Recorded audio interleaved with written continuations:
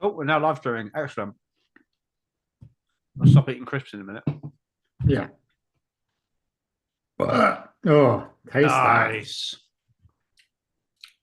Right, we should now be live. So let's have a look. No, is that? No, that's not. I've pressed the bell. I don't get any notifications. I never know. I never get a notification when we go live. And yet someone must, because there's people on here that come on. Yeah, that's working. Chungus is on. How does he know? See, you're always on, Tom. Like we just say, we never get a bell to be notified when we're going live. Like we never get and it. I've pressed the bell. I'm subscribed. Yeah. I don't know what else I need to do. Maybe because we're going into it too quickly.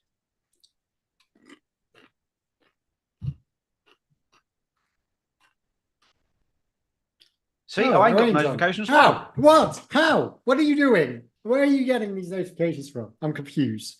Guys, what are we doing? It's like, it's Monday afternoon. I know. We're less than 24 hours after the race is finished. Well, yeah, the race is finishing in about 20 minutes, wasn't it? 24 hours ago. That's insane for us. Normally, people are expecting us to be on in like a week and a half. Yeah. It's because Tom's got like a new rotor and I have like today off and that's it. But God knows when I'm going to do the next one. That'd be in a hotel. That's next week's problem. Let's worry about that in a few days. Might have to be an evening one. Cool. Should we? We've spoken. We've done no preamble whatsoever. So should we just get on the road? Yeah, back it. Let's do it. I haven't told my wife that we're podcasting, so she might well walk in and like just walk in the middle of the podcast. So what could possibly go wrong? Yeah, she's not here at the moment, but she might just come in the house and then be like, "Oh, hi, I'm here." So right. And here's William. Oh, actually, let's do the thing that I always forget to do. Press record. There we go. We're recording. Right. Max Verstappen has taken the checkered flag to win. That was absolutely brilliant. No, Sergio Perez is giving it everything. Oh no, Max, that was so not right. Goes Leclerc, through goes Hamilton. Unbelievable stuff. And into each other goes Valtteri Bottas and Sergio Perez. Bottas took out both levels. And at the back, that's George Russell out of this race. Daniel Ricciardo makes contact there with Kevin Magnussen, and there's a second contact. I've got a vanishing hand and drink. That's quite funny. Nice. Anyway, I definitely feel like it's time to update that, and not just with the Max Verstappen. Like, yeah, well, don't put it down. Don't write it down as 2024 because it's the title sequence special. I told you when you edited your first podcast in like 3 years to use the 2023 title sequence, not the 2024 one. Yeah. But we'll skip over that. Hello, everyone. We're very early. This is very early for us. We're normally doing podcasts like after the next race. So good. And I am or just crisps. Before the next race. Normally, I am eating crisps as well. And one thing I didn't do is I didn't hold up my beer mats with Sergio Perez crossed out Oscar Piastri on it because it's my 2022 beer mats. So there we go. Oscar Piastri, race win. Fantastic. There we go. Really, really good race. Now, I watched the race, and then as soon as the flag fell, I was out. And then I was working all day. Then I was having a meal with the family. Then I went to bed. Then I went to work, and I'm straight on the podcast. So, I've hardly seen any reaction. I haven't had any kind of my view of it is very much I've seen it once during the race and I've had no chance to reassess and reevaluate anything. But I stand by the fact I believe that it's Carlos Sainz's fault, the crash. But I don't know. I'm sure we'll get into that. Yeah, go on then. Okay. Where are we going to start? Well, let's start before the race. Let's start with Adrian Newey because I haven't spoken about it. So Newey is landed at Aston Martin. He has. Possibly illegally because he's on gardening leave with Red Bull and he's not allowed to talk or do anything. But hey ho, here he is, and he's done it because he can discuss contracts and further employment. He just can't work for them. Yeah, which he sort of is. So here we are. What do we think? Is this just Stroll just throwing money at it and hoping it gets better? Because having worked in the film industry, that doesn't always work. I mean, he's definitely throwing money at it, but what he's managed to do is the other people that were in for Adrian Newey wanted to add Adrian Newey to their structure in kind of not a part-time capacity, but they wanted him to influence the car in a positive way, but to not upset the people that are already there. Yeah. Lawrence Stroll doesn't give a flying toss about that. So he's like, do you know what? I'm bringing Adrian Newey. I don't care. He's going to be in charge of all of y'all. You better get used to it. So he has gone in as the head of technical, which is something that even Red Bull didn't give him, because certainly not in recent years, because he was trying to kind of dial back in some way. So the fact that he's taken it on, I think it's very much because Lawrence Stroll like has given him... He's 1,000 years old. He's 67. He's not that old. He's only 15 years older than me. Yeah, but you're really 25. old. 25 years older than me, sorry. But you're still really old. So, you know, like there's no, like, I'm intrigued as to how he's going to cope with a new team. That he was offered, he hasn't got his safety blankets. Yeah, he was offered shares in the company, and he's a director and all that kind of stuff. So they've given him the keys to the building. Yeah. So they're very much back in that horse. Yeah. I don't know if it's going to be enough to bring Aston Martin, but they've got everything they need to be successful. The problem is if they're not successful now, what do they do? Like, it's a huge jump. Like, is this like, this is obviously the Lance Stroll package. This is what this is all about, is getting Lance the world championship. It's not about Alonso, no matter what people are saying. Of course it isn't. And Lance has got, 15 years on Alonso. So, God, can you imagine Lance Stroll staying in Formula One till he was like 42? Yeah. It'd be like, the most most races in Formula One history by Lance Stroll and still no win. Yeah. And he's definitely going to get that stat. Do you think he'll, with a car and a lucky crash, that he might end up getting a win? Probably will end up getting a win at some point. He's not the worst driver ever. He's now the worst driver on that circuit, I have to say, but he's not the worst driver ever. Well, he will be next year, definitely. I would rate behind him. I would say Zhou Guanyu is not as good as Lance Stroll. And there the list ends. I mean, Sargent isn't on the grid anymore. No. That's probably it. We're talking about that one in a minute. For experience, you probably put him ahead of people like Colapinto and Behrman on experience. Yeah, but that's experience as opposed to skill. Over the course of a season, he'd probably beat them. But beyond that, I mean, Tsunoda, I think Tsunoda's better than him.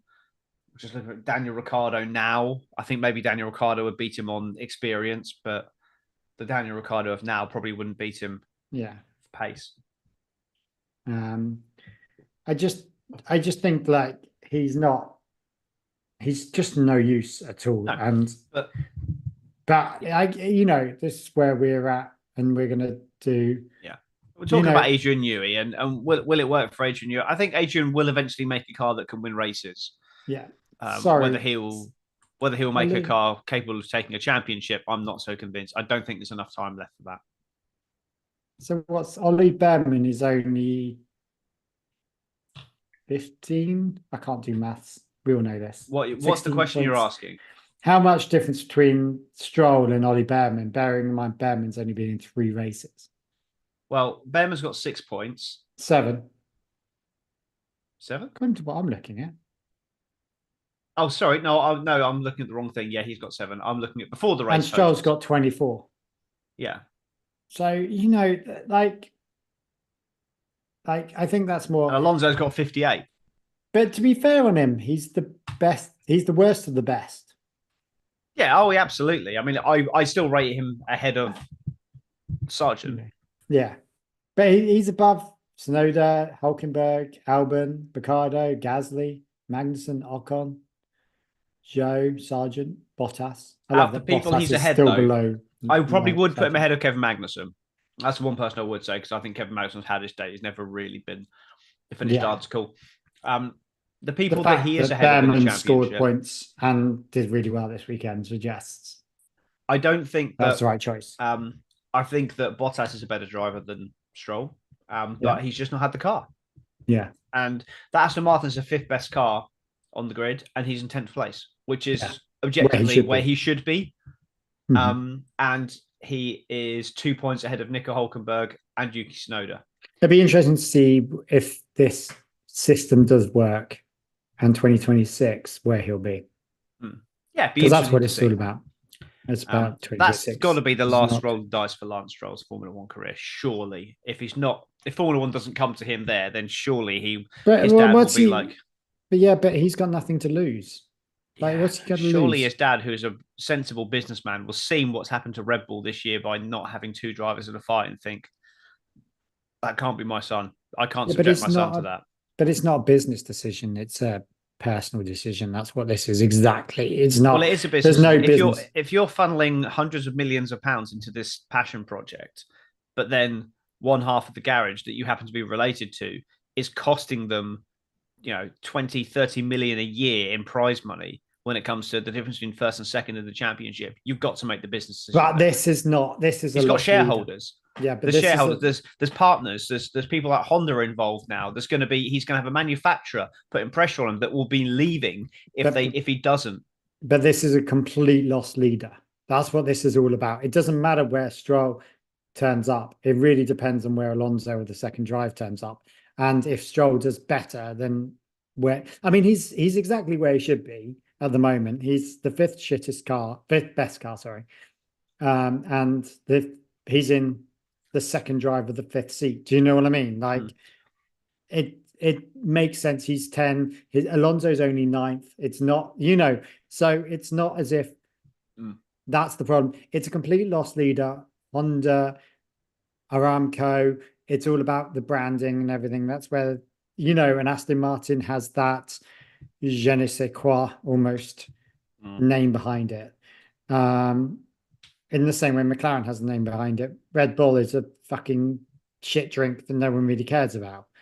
So that's the issue there, is that, it's that privilege money thing. In the same way Ferrari, it's a privilege money car thing, and it's all about money. So fuck it. I don't think he will ever get rid of Stroll, and if Stroll decides to leave, Lance, and it'll be Stroll's decision to leave and never Lawrence's. And so ends our conversation about Adrian Newey. So if you want up-to-date analysis on Adrian Newey, then that's our take. Should we talk about the race? We can start with, Stroll was shit. Stroll crashed into Tsunoda and then retired very late on. Yeah. That's that done. Right, moving on. What a win. And what a performance from McLaren in general. I think McLaren in general absolutely aced the strategy for both drivers after Lando they had up qualifying, obviously. Lando had a proper screw up. Yeah, but what a recovery. I rate his race above Piastri's if you take the positions they're fighting for out of the equation. Yeah. I think Lando did a better job, but that job. He's not driver of the day because I don't think he can be driver of the day because of that reasoning that he started off shit and out of position.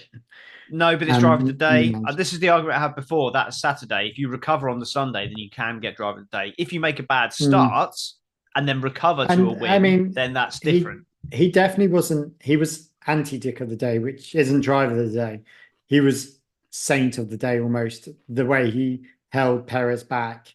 He played the team game. He did it sensibly. And still managed to go through the field. He would have ended up in 6th had there not been that incident. Yeah. Let's just clarify that. Oh, yeah, absolutely. But that recovery to 6th, considering that Max Verstappen started, where did Max Verstappen start? 15th to 6th, there's 9 places of cars that he should have overtaken.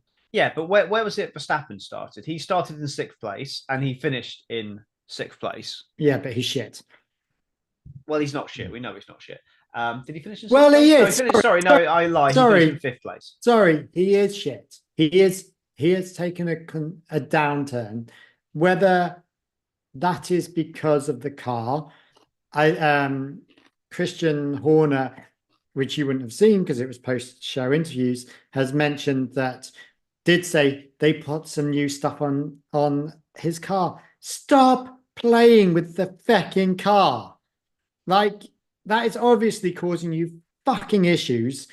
But Toto Wolff told him to change his fucking car. Yeah, but why have they not gone back and gone, hang on, we had a good car at the beginning of the season. Let's strip everything back and go back to that car. Well, let's just state right now, that Red Bull is quicker than it was at the start of the season, but everyone else is quicker. Everyone else has outdeveloped beyond Red Bull. Red Bull have just stayed where they are. Perez was second and was flying. No, third, sorry, and was flying. It's an anomaly. It's about this I don't track. think that was... There's something about this track that Perez tends to go well at. Let's be honest. This time last year, he had a fight with Max and matched him on this track and then beats him to the flag. Yeah. That's his last race win here, which was 18 months ago. Yeah. So he is very good at this track.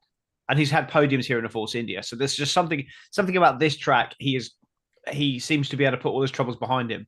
Yeah. Next week in Singapore will be hopefully a similar story for him. But then after that, it's just going to be Max. I did feel sorry for Perez this week, and I never thought I'd say that. Sorry to receive my Chris. I think that he deserved that third position and possibly even second. He fought for it, definitely, and he was up there. But let's be honest, I think the only reason that he was in that position, third place, fine, I agree with you. But the only reason he was fighting for that second position, and then which led to the collision with Sainz and everything, was because Piastri, when he came out after his first stop, he had a couple of laps where Leclerc was struggling to get heat into those tyres, and then he closed in and he had one chance. Yeah. That was his last chance to get past Leclerc because Leclerc would have had his tyres up to temperature by then. And then that was his only chance to get ahead. And then he had to hold on to that for dear life. And he was backing everyone into it. When that whole battle started, Sainz was 12, 13 seconds back. Mm-hmm. Now, Sainz was not racing quicker than Charles Leclerc. Leclerc was losing so much time behind Piastri, but he just couldn't get past.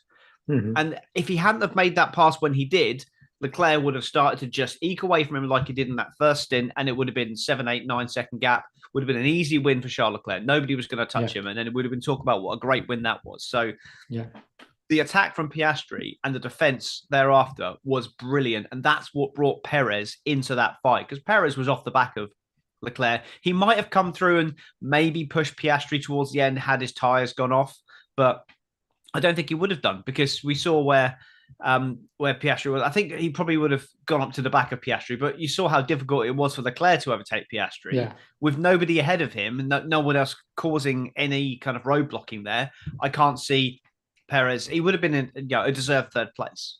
Yeah. And that would have been, which is fine. Like his first podium in 11 races, Red Bull are back, championship still on, blah, blah, blah. But as a result, now there's more crash damage. Yeah, they're going to be even closer with the budget cap. Oh God, I hope they don't go over it. God forbid. And how many sandwiches are we getting for this? I know that's a lot of sandwiches in that wall in Baku. Yeah, and I think it is interesting that Red Bull have completely dropped off, and I don't quite know why this team has suddenly not carried on its momentum.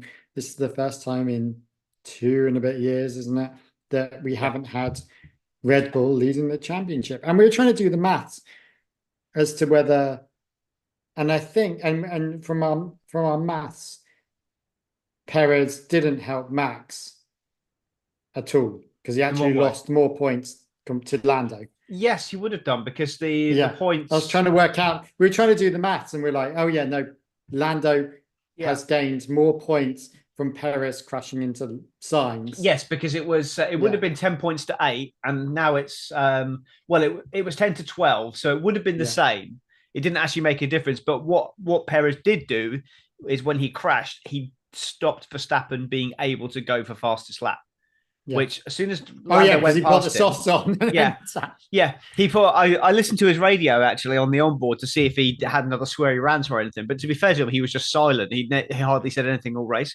But because I was listening to that while I was at work earlier, and it was just like as he pulled into the box, he pulled out of the he was driving down the pit lane to go out onto the track, and they're like, crash ahead.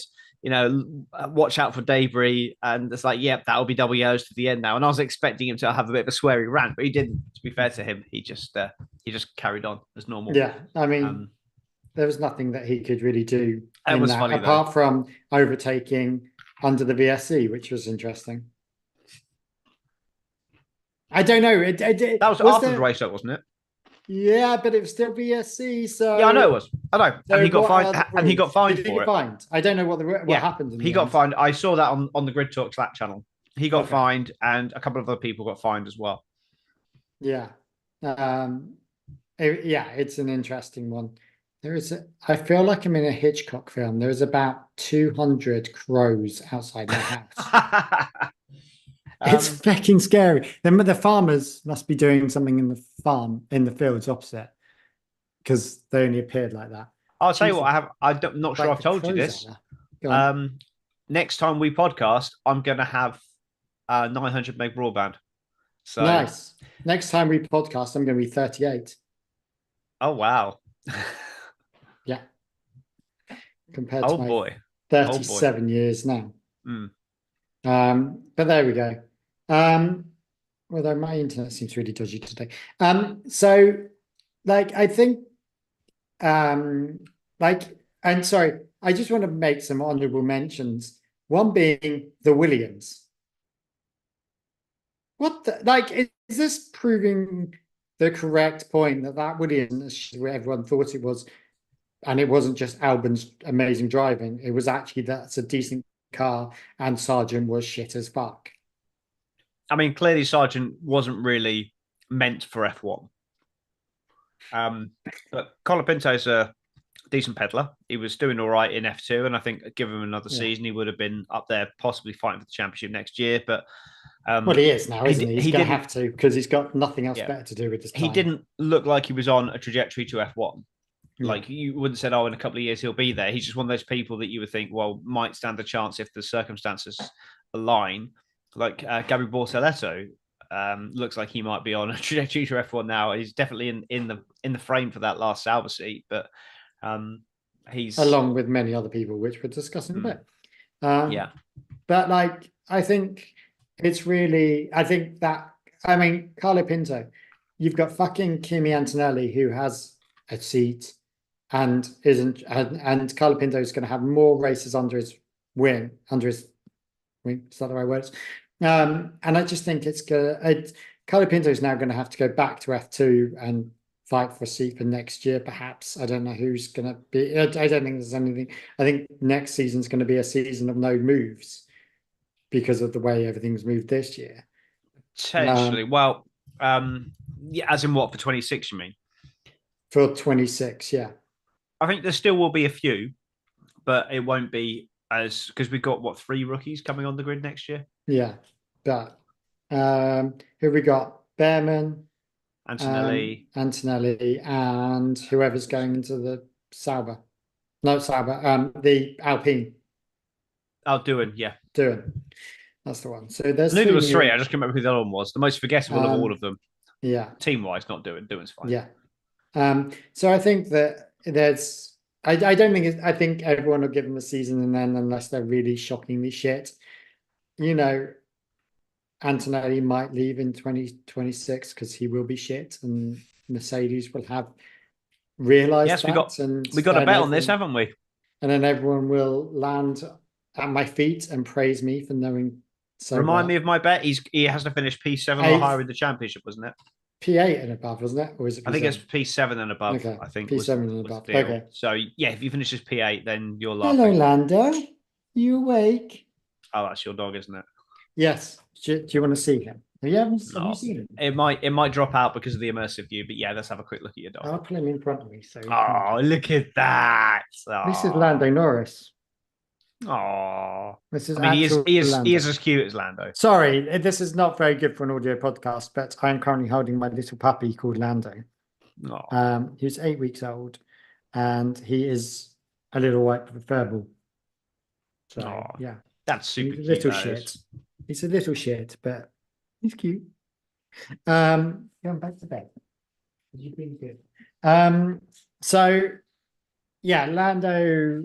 What am I talking about? I don't know. We lost track. We weren't talking about Lando, were we? No, we were talking about. Oh yeah, Antonelli. But yeah, I think I worry about Carlo Pinto now in some ways as to what he's gonna. I don't think he's gonna come back into Formula One. I think he'll end up in IndyCar, doing really well in IndyCar or somewhere. I don't know. Maybe. I can't imagine him doing that well. I can see him doing a Liam Lawson where everyone just waxes lyrical about how he simply must be in F1 and just fuck all. Yeah, and then like never gets the call up again. I can see that happening. Lawson hasn't got a chair next year, has he? Officially. Well, they haven't decided on RB yet. RB haven't decided their last driver. That's the only other seat going. It's going to be Ricciardo or Tsunoda or sorry, not Tsunoda, Ricciardo or Lawson. Yeah. And I guess that depends on what happens with Perez. If they sack Perez, will they just put Ricciardo up and then? I mean, after this week's chat,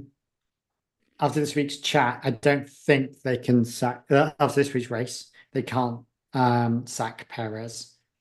But we have a few more races, and if he continues on this trajectory, it'd be very unlikely that he'll sack Perez. I don't think he will, because I think Christian Horner is a Perez horn boy. It definitely is, but Singapore will probably see much of the same.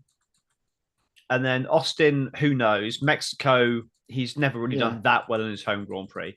But then Brazil, Vegas, Qatar, we're just looking at, and then Abu Dhabi, he's not got great records at any of those tracks, really. So I can see, I mean, I think the Constructors' Championship's gone now. So in some ways, they're better off just forgetting about the Constructors' Championship, bidding him off now, and then blooding someone else in ready for next season.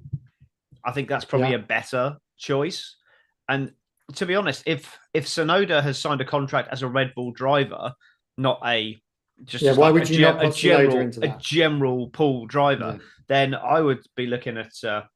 Why would you not put Tsunoda into the Red Bull and see what happens? Put Lawson in and just test it out. They're not going to win the championship now. I don't think. I think it's very, very hit and miss. Yeah, Tsunoda in the Red Bull for the rest of the season.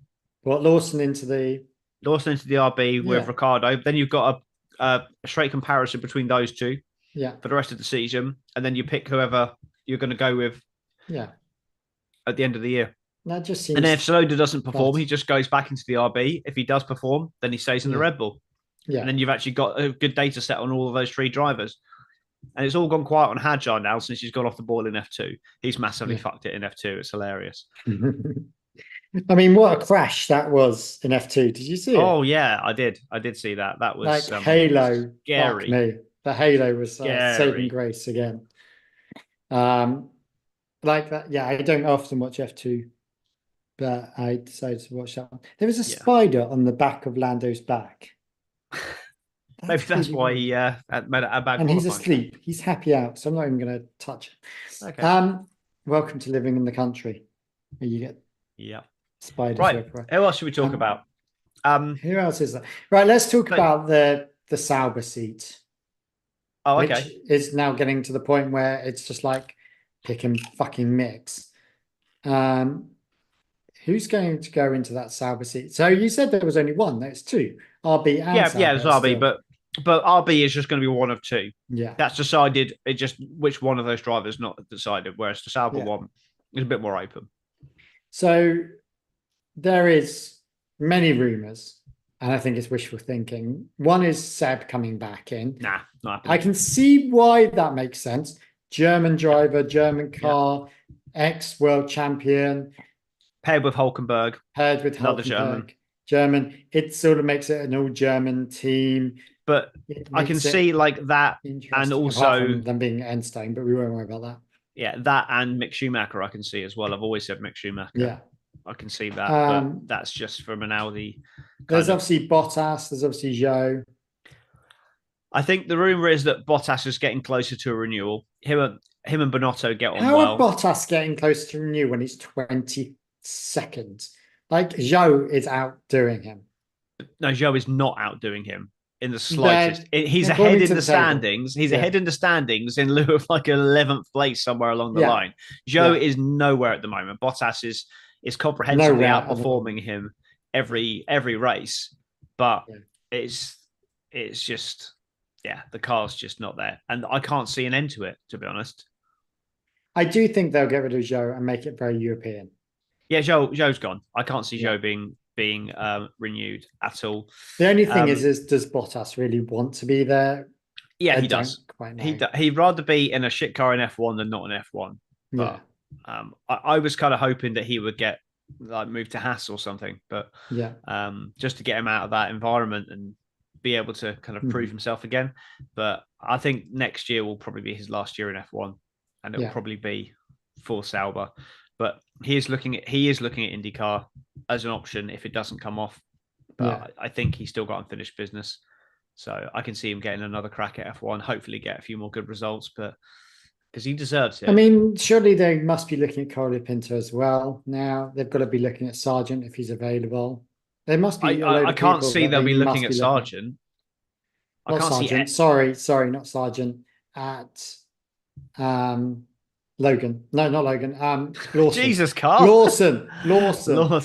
Well, Lawson will be available if Red Bull don't take up the option. Yeah. So but he's only got 4 races experience. I think Colapinto will have a better data set on Colapinto come the end of the season. Mm-hmm. I think Pourchaire is still in the talking because he's Sauber junior driver.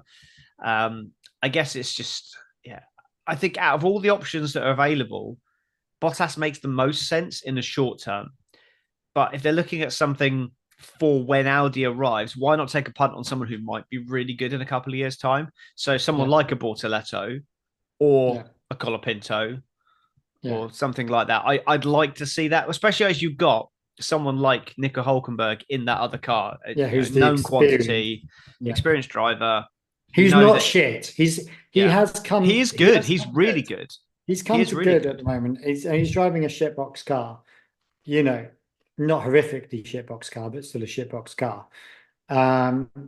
So no, he's doing really well this time.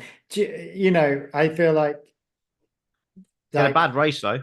He had a bad race, but that's just a bad race as opposed to a bad season. But he was in the points and he's fucked it. He apparently he pressed a button on the dash that he wasn't supposed to press. Yeah. And then started to lose pace, couldn't figure out what he'd done. And then after the crash, he thought it was VSC conditions. So he was driving around in yellow flag conditions, and then Behrman and Hamilton mugged him on the last lap. Oh, is that what happened? He was in the points. Yeah, Behrman and Hamilton were behind him. Yeah. And then they both jumped ahead of him, and then he ended up finishing 11th and out of the points. But Behrman got a point. I mean, what a performance from Behrman over the weekend as a whole. Yeah. Magnussen has been nowhere compared to Hülkenberg, realistically. Doing all right in the races sometimes, but qualifying nowhere. Behrman's out-qualified him, and then in the race, Hülkenberg looked like he got the better of him, but in the end, Behrman's who's in the other Haas seat this year? This year? Next year, it's Ocon. Ocon, okay. So Behrman's just going to wipe Ocon's arse. So that'd be interesting. So that'd be Ocon gone next year. So there might be a spare seat there. Possibly. I think it's I think Ollie Behrman is better than Antonelli, but we won't say that. Anyway. And then so Ferrari, obviously, Charlie Boy disappointed with having got pole once again and lost it in the race. He's so good at that. Once again. People have a go at Lando for it. Look at the stats on Leclerc. He's got sorry. Lando just has shit starts. And then he gains them back and fights around. Leclerc always loses it halfway through. He doesn't have a shit start. He always starts well-ish. I'm going to have to do some live Googling here. You're going to look at the random stats, aren't you? Yeah. I can't remember the exact numbers. Yeah. Let's have a look. So he's got 26 pole positions. 26 pole positions. And turn that into how many? And he's got 7 wins. In total? In total. So, and those wins aren't all from pole position? No. In fact, I'm sure Verstappen has won more races from Charles Leclerc's poles than Charles Leclerc has won. Hang on. What's up? Only five Five wins from resulted. Pole. Yeah, 5 wins from pole. I mean, that's more than I thought he had, but still. Of 24 races that he's won as pole. That's just mad. And it just doesn't make any sense as to why he's got 26 pole positions, not 24. Sorry, 26. Yeah, that's probably an old stat you're looking at. This is as of the that's an old stat, Grand Prix. but it still makes sense that he's only had 5 result wins. So it's just absolutely. Oh no, it doesn't actually. He was in pole. Oh no, he wasn't in pole last week. Ferrari is going to be interesting next year. Ferrari is interesting this year. Sainz. Yeah. So you're saying it was Sainz's fault? I think if you have to apportion blame to one driver, then for me, it's Sainz. Okay. Do you think that the result of the inquiry was correct? I think I don't know what you could have done. I think in the race, if that had happened and one driver had continued, or if that happened in the race and it was just a change of position, then perhaps a 5-second penalty might be warranted. I don't think it's enough to warrant a grid drop for the next race. No. Something in the race is fine, but as both cars because retired, nothing happened. They didn't. There was no result. They've called it a racing. I don't think it's a racing incident. I think it's. I do because I think Sainz is more to blame because he's moved into Perez. Perez had every right to be in that position. He had right to space. Okay, so their answer to that was that was Sainz's line every time. So that was the driving line. So doesn't matter. There's another car there. It's irrelevant. But then, if there's a car alongside you, you have to adjust your line depending on the circumstances. And there was a car there that had every right to be there because it had an overspeed.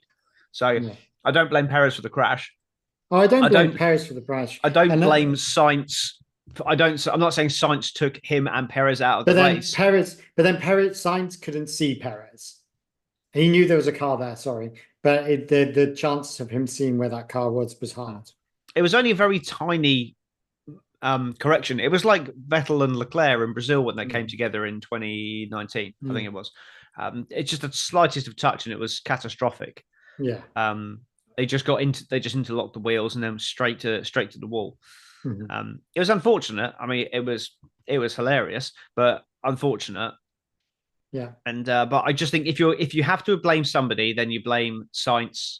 He's probably 55% to blame. Yeah. It's just he's the one that's caused the collision, but he's not at fault, if that makes sense. Yeah. I think they did the right thing by not penalising him. I agree. I don't. It makes no difference to anyone. He's lost the grid.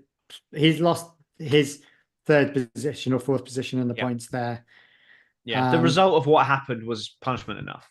Yeah, I do think though, Ferrari and who said it? I think it might have been Lando said that Ferrari, they're more worried about Ferrari than they are Red Bull, which I found really interesting. Yeah. What McLaren, is that what they said? Yeah. Yeah, I am. I completely agree because if we're going to go to my lovely spreadsheet, which I know that Owain appreciates, even though you don't. So now it's 2.86 points per race Red Bull need to catch McLaren. But Ferrari, looking back, they are 31 points behind Red Bull.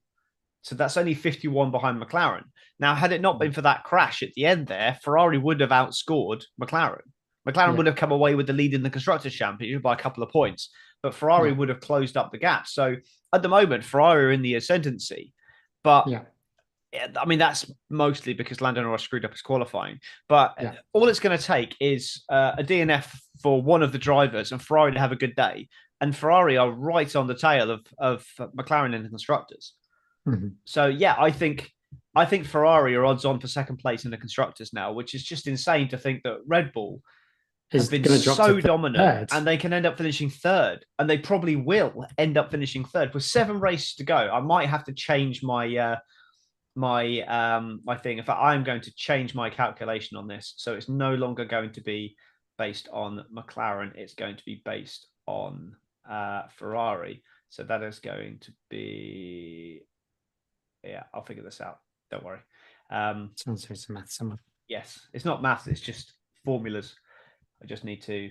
But I think like for it is mad that Red Bull is possibly going to be third in the constructors. They might still win the drivers' championship. I think Max has the drivers' championship. I think unless Lando now needs bucks it. Lando needs 8.5 points per race now. He obviously outscored Verstappen, but he needs to score 8.5 points per weekend more than Verstappen. So we've still got three. Where does so Lando needs firsts and you got to remember we've also got 3 sprint events in there, so there's a potential extra 24 points available there for the winner of the 3 sprints. So he needs 8.43 points. But my live formula adjustments here. Currently, Ferrari need 51 points on Red Bull, which means they need 7.29 points per race to catch and pass Red Bull. Now, that's what McLaren were tasked with before the summer break. They've already done that and then some, based on the fact we've also got Singapore next. Yeah, which is a horrendous track for Red Bull at the moment. It certainly was last year, so I can see that. And for Mercedes. Was it bad for Mercedes last year? Wasn't it the last year where Russell decided to keep on driving? We nearly won the race and then drove into so it's not a bad. It's not a bad race for Mercedes. It's a bad race for Russell because he spanked it into a wall on the last lap. Yeah, but wasn't that race, or was that 2 years ago? I can't remember. But no, that was last year. And that was Lando following him home. Yeah, I'll take that next week if it's Verstappen out of the points. Yeah. 18-point swing, all of a sudden it's back on again. I mean, it's not really on anyway. It's 59 points. If it gets down to 40 points. I mean, is there a chance that Mercedes could overtake Red Bull as well now? Or is that No, that's I don't think so anyway. Okay. There is 147 points between Mercedes and Red Bull. Okay. So whatever happens, Red Bull are now in no man's land of fourth, whatever happens. Let's have a quick look what this was team 1 and 2 2 years ago, and now possibly 3 and 4. Let's see what they need. 23.4 points per race weekend more than Red Bull Mercedes need. Which is 1-2s and that's not going to happen. There's 44 points available each race weekend, but then Red Bull are going to score as well. So no, that's not going to happen. Yeah. But it's fun to think about. We'll just focus on that 7.29 points from Red Bull to Ferrari. Max Lando is obviously probably not going to happen, but I don't think Lando's going to catch Max. I don't think there's any way. No. I can't see we're out of it. There we go. If he was on Piastri's form, then maybe, because Piastri scored more points than Lando in the last 10, 15 races. So I mean, Piastri's done very well and is continuing to do well. And it'll be interesting next season when Piastri comes alight, hopefully stays alight, and how they manage the drivers next year. Because if Oscar's going to do really well at the end of the season, how are they going to manage that? The fact that Oscar is outscoring Lando. What they said, not by... for the rest of this season, it's 50-50 situations. If both cars are equal, then Lando gets the nod. If Piastri's outperforming Lando, then he gets to win the race. So I think that's fine. I think that's fair. That makes sense. That's not anti-competitive. I wish every team would adopt that kind of approach. Lando doesn't want to win races by someone slowing down and giving up a 15-second lead to let him win. If they're 1-2 and he's quicker, then fine, give him the position. That's fair. But if they're equal, then no, they're just gonna let them fight. So I'm fine with that. Other teams don't do that, but then next year all bets are off. Totals reset to 0, and it may well be that Piastri's in the ascendancy this time next year, and then Lando will have to do the same thing, and he'll deserve it because he's done really well. I'm a Lando Norris fanboy, but I can't deny that Piastri seems to now have got on top of his tyre wear, which is the one thing that Lando had over him. He's definitely. I think Lando still has the overall slight edge. His peaks, I think, are slightly higher. That's Yeah, that is. experience It's exactly compared that. to It's experience. raw talent. His peaks at the moment are just still slightly higher than Piastri's, but Piastri is mega now. I do think that if Lando hadn't screwed his qualifying, he could have won that race. Yeah. Again, but the trouble is this season we've got 6, Can you 7 imagine races. Oscar's now sat there? I know originally when he went into that McLaren, he was like, maybe I should have gone in the Alpine. We were joking about, but can you now imagine him just sat there just going, like, fuck, I didn't go into the Alpine. Oh, can you imagine if that, what a wasted talent that would be? Yeah. Like, it's just mad. Like to think about that he would have could have ended up in the air. But then McLaren, he took a hedge on McLaren because they weren't doing that well 2 years ago. They were bottom of they're almost bottom. Do you know what I mean? Yeah. And now they're flying high.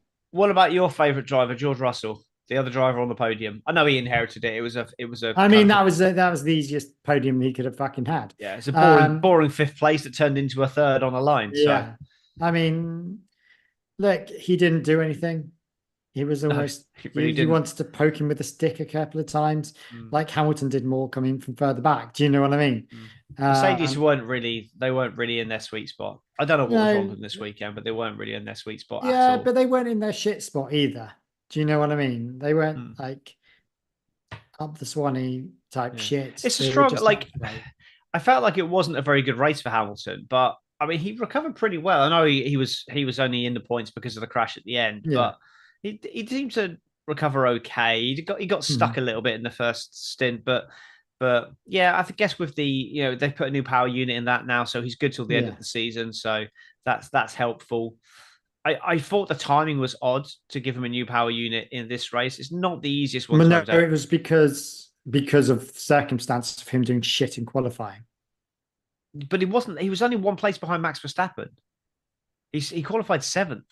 It's not like he was in 15th or something like that. I thought he qualified lower than 7th. Let me just double check. I'm sure he qualified 7th. Let's have a look. Yeah, 7th place. Okay. I thought he qualified lower than that. So that's why that comment. Okay, so my comment is wrong. I thought he finished like 11th or something. I don't know. I don't remember. Was he in Q3? He must be. Why am I asking that question? He must have been in Q3. But I don't remember much about him. I think the Mercedes just were a bit of nothing this race. So, just keep on going being nothing because then I'll be right back Antonelli. Yeah, I mean, the thing with Russell is he stayed safe. He just stayed quiet and that was grand, so yeah, he didn't piss me off. He didn't upset me. So driver of the day. Because I don't think there's no point talking about any of the other two. I mean, Piastri was the driver of the day. I said that I thought that Norris's drive was, if you were comparing apples to apples, was a better drive, but I can completely understand the rationale behind giving it to Piastri. I think it can't be Leclerc, can't be Russell, because he went really. backwards. He just got lucky. Shout out to Albon. Shout out to Albon and Colapinto. And Colapinto as well, yeah. Also strong performances. And again, Ollie Behrman. Yeah. Another strong performance there. So there's lots of strong performances in there. Yeah. I can't really, I can't really say that Oscar doesn't deserve it. Yeah. I'm happy to go with any of those, to be honest. I think there was a lot of strong performances. Yeah, I do too. Oh Jesus, Owen's messaged like loads. I've not even seen that. Yeah, I've lost the stream, so I can't actually see the messages anymore. Okay, so Owen's saying March next year he's apparently starting. He's starting apparently. Oh, that must be to Newey. Yeah, I've got it back up now. Your puppy is adorable. Yeah. Yes. So that's how Hulkenberg got overtaken. It was. I'm glad you're not baffled anymore. Baffled is a great word. Perez was noted to have had a greater vision of both cars. Yep, I agree. That he should have seen him coming over and made over. He was entitled. He was entitled to be there. Left-hand side. He had loads of room on that left-hand side. Yeah, but it was just a little jink, wasn't it? I think. No, I understand that. Also made setup changes. I'm not even sure what the setup changes were. You're going to make upset changes be on a pit lane start anyway. Grab the extra power. Oh, right. They also made setup changes. Yeah. If you're going to make up setup changes and be on the pit lane start anyway, grab the extra power unit and oh yeah, that makes sense. You might as well. Yeah. If he was going to be having a pit lane start anyway, then I suppose that makes sense. Yeah. So there we go. It just seemed a bit odd if he was starting in P7, but if he was going to get a grid drop anyway, then I agree. Provided you've got it in the budget, and they do. So because they would have had to. Who was your dick of the day? Oh, I don't know. Well, I can't really blame any of the people because it was not quite a racing incident, so you can't really blame either of those, Sainz or Perez. Just Stroll. Okay. Just Stroll. It's just Stroll. Stroll. Yep, Stroll going into the side. That one puncher. I did just an honourable mention. The mechanic, Albon's mechanic, who let him out.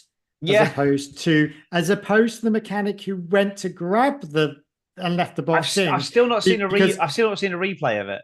All right. So to be fair, when you didn't see a replay, and I've only seen it on socials. The guy, they're obviously doing a quick turnaround.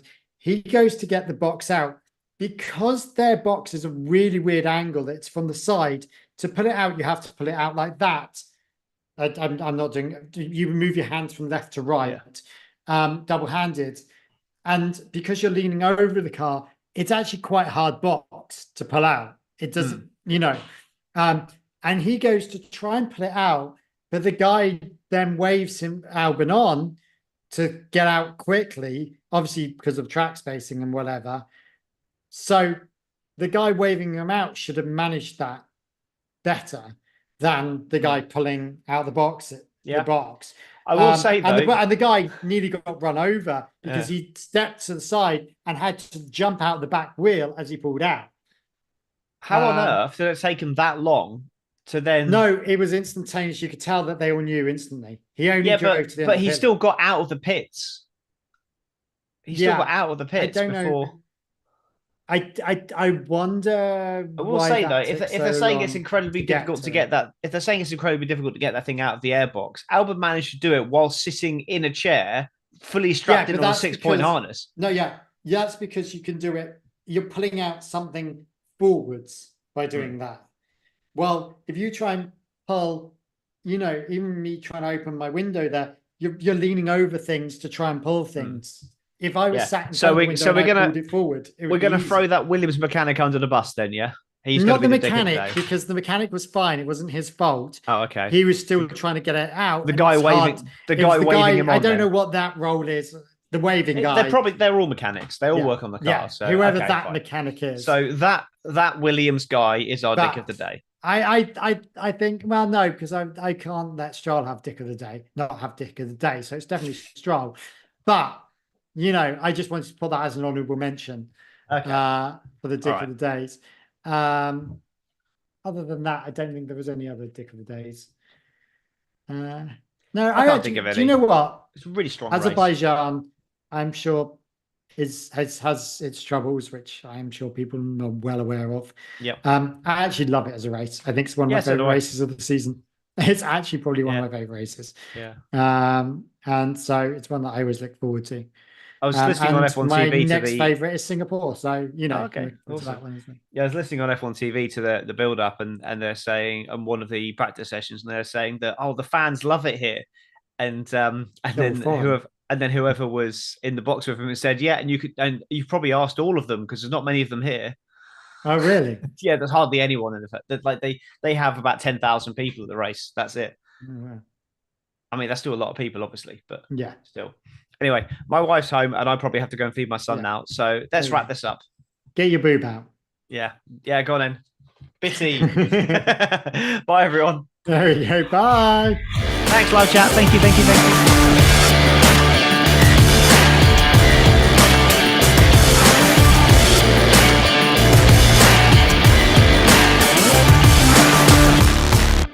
Don't bite the nipple.